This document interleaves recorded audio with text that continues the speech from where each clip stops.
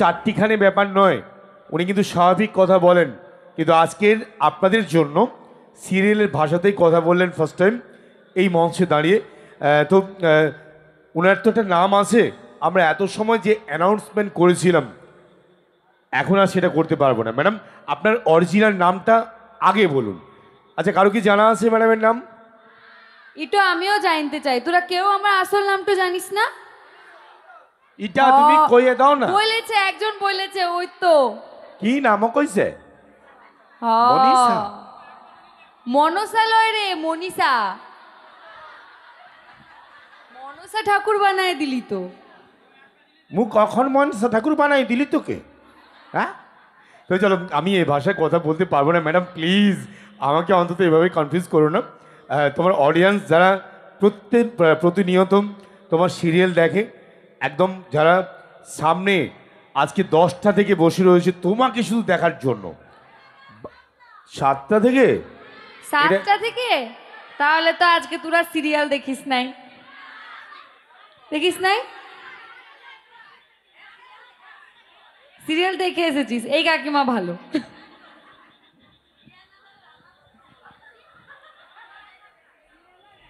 আচ্ছা, কিছু প্রশ্ন থাকলে তোরা কর না রে। আমি বলতে পারবো না ওর ভাষার, আমি কথা তুমি একটু স্বাভাবিক ভাষায় কথা বলো না গো, তাহলে তোমার সঙ্গে কথা বলতে যায় নাকি? আমি তো স্বাভাবিক ভাষাতেই কথাটা বলছি, তোর অস্বাভাবিক লাগছে? ওদেরকে জিজ্ঞেস কর, আমি স্বাভাবিকভাবে কথাটা বলছি তো। ও কেন বলছে আমাকে অস্বাভাবিক লাগছে? মু তো বুঝতে পারছিস না তোর কথা হাটগুলো।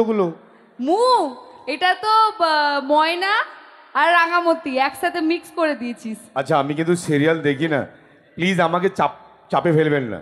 আপনাদের কিছু প্রশ্ন থাকলে ডিরেক্টলি ওই ভাষাতে বলুন, আমি কিন্তু মাঝে নেই, ঠিক আছে?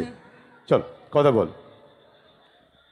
আচ্ছা, প্রশ্ন উত্তর সব হবে, নর্মালি বললাম। দেখো, প্রশ্ন উত্তর সব হবে, তার আগে একটা গান দিয়ে শুরু করি। গান হবে একদম। এতদিন আমরা অভিনয় শুনে এসেছি ওনার, এবার আজকের এই মঞ্চে ওনার গান শুনবো, এটা আমাদের পরম পাওয়া, ঠিক আছে? যদি ভালো লাগে একটু হাতের তালি দিতে হবে, মুখ কয়ে দিলি কিন্তু। তোমাদের পরম পাওয়া, আমার ভয় পাওয়া, কারণ আমি খুব বাজে গান করি। সেটা তোমরা দেখবো। সবাই কানে আঙুল দিয়ে শুনবে, ঠিক আছে? যেই গানটা হয়ে যাবে কান থেকে আঙুলটা সরিয়ে হাততালি দেবে, বাস এইটুকু তোমাদের করতে হবে। আর জিজ্ঞেস করলে বলবে হ্যাঁ হ্যাঁ রাঙামতি তো খুব ভালো গান করে, খুব ভালো গান করে। তাহলে গান শুনবো নাকি? গান হবে, একটা চিৎকার হোক সবাই। ম্যাডাম, এটাই আপনার আশীর্বাদ, আপনি একদম গান করুন নিঃসন্দেহে। ওকে, চল। তোমার সঙ্গে আছো তো? আগে একটা গান হোক, তারপরে অনেক আড্ডা হবে। বুঝিয়ে নিয়েছি উনি কিন্তু বিরাট কথা বলতে ভালোবাসে, ঠিক আছে? আপনারা প্রশ্ন করবেন, উনি ডিরেক্টলি উত্তরগুলো দেবেন।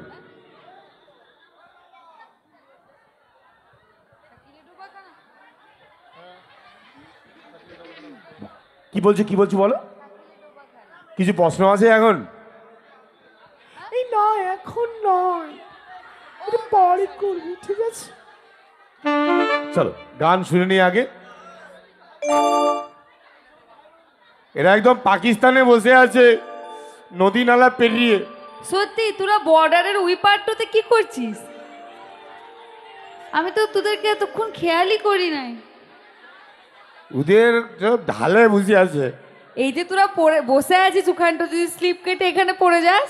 না না, সামনে যে বৌদিরা বসে আছে ওনারা আজকে স্নান করেননি, রাত্রে স্নান করে বাড়ি যাবেন, তাই তো?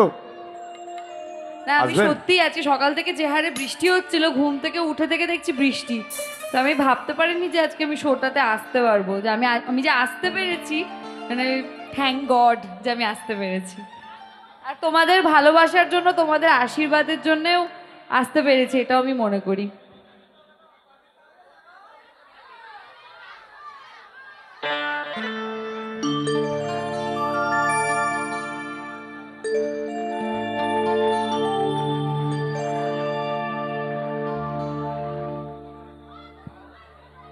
না ইয়ে করবে না, শুনবে না স্কেল, আমি তো গান গাইতে পারি।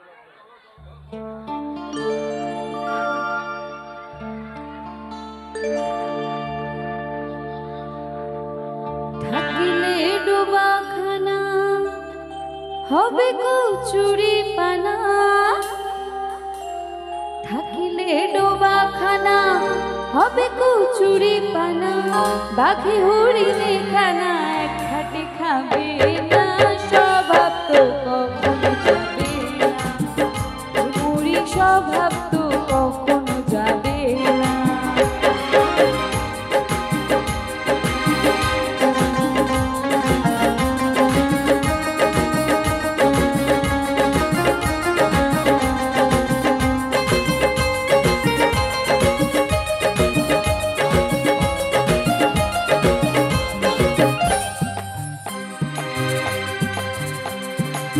থাকিলে ডোবা খানা হবে কচুরি পানা থাকিলে ডোবা খানা হবে কচুরি পানা বাঘে হরিণে খানা এক খাটে খাবে না স্বভাব তো কখনো যাবে না মুড়ি স্বভাব তো কখনো যাবে না থাকিলে ডোবা খানা হবে কচুরি পানা থাকিলে ডোবা খানা হবে কচুরি পানা বাঘে হরিণে খানা এক খাটে খাবে না স্বভাব তো কখনো যাবে না মুড়ি স্বভাব তো কখনো যাবে না মুড়ি স্বভাব তো কখনো যাবে না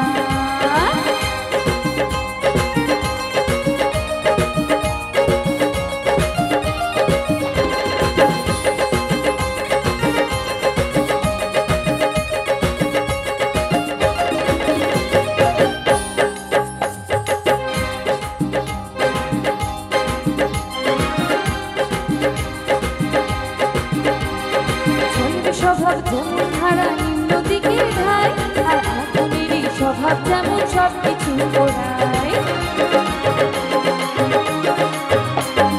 জলের স্বভাব যেমন ধারা নিম্ন দিকে ধায় আর আগুনেরই স্বভাব যেমন সব কিছু ওড়ায় আর ছাড় পোকারের স্বভাব যেমন রক্ত চুষে খায় ছাড় পোকারের স্বভাব যেমন রক্ত চুষে খায় হাতে না ধরিলে বস্তু কাটে উই পোকায়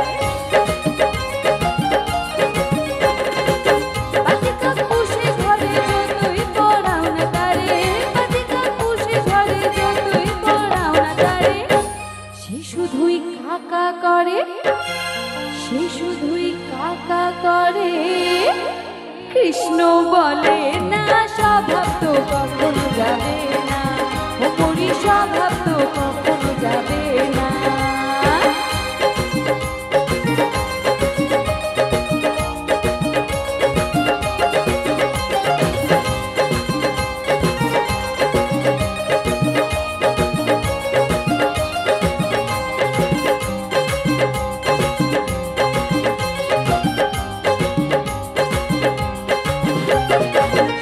স্বভাব যেমন হারে বিষাক্ত ছোবল আর ছেলে ছোকরা স্বভাব যেমন পাকায় গন্ডগোল সাপের স্বভাব যেমন মারে বিষাক্ত ছোবল আর ছেলে ছোকরা স্বভাব যেমন পাকায় গন্ডগোল আর বেড়ালেরই স্বভাব যেমন হাড়ের পানে চায় বেড়ালেরই স্বভাব যেমন হাড়ের পানে চায় কখন শিখে পড়বে ছিঁড়ে তারি লালসায়